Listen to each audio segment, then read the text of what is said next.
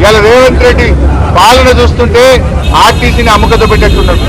ఆర్టీసీని ప్రైవేటీకరణ చేసే కుట్ర కనబడతా ఉంది. ఈ ఎలక్ట్రిక్ బస్సుల పేరిట ఇక ఆర్టీసీలో హైదరాబాద్ లో ఆర్టీసీ కార్మికుడు ఉండడు. ఎలక్ట్రిక్ బస్సు వస్తే డ్రైవర్ కూడా ప్రైవేట్ వాడే, కండక్టర్ ఉండడు, కార్మికుడు ఉండడు, డిపోలు ఉండయి, అంతా అమ్మకదొప్పుడే. మొత్తంగా ఆర్టీసీని ప్రైవేట్ పరం చేసే కుట్ర చేస్తుంది.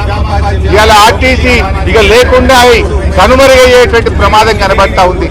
హైదరాబాద్ లో ఇలా కమిషన్ల కోసం బడా బడా కాంట్రాక్టర్లకు ఎలక్ట్రిక్ బస్సుల కాంట్రాక్టులు కట్టబెట్టడం కోసం ఈ కుట్రకు నువ్వు తెరలేపినావు. దానికి అందమైన ముసుగు పెడుతున్నావు ఎలక్ట్రిక్ బస్సులని. దాని వెనుక పెద్ద ఎత్తున అవినీతి జరుగుతా ఉంది.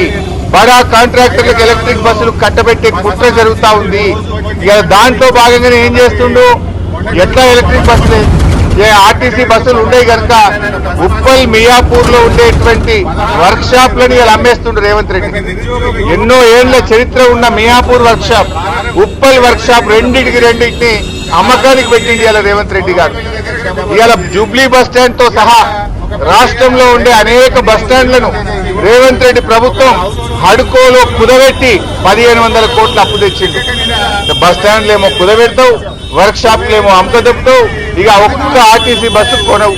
ఉన్న బస్సులన్నీ ప్రైవేట్ కాంట్రాక్టర్లకు ఇచ్చి కిలోమీటర్కు 59 రూపాయలు కట్టబెట్టే కుట్ర చేస్తా ఉన్నావు.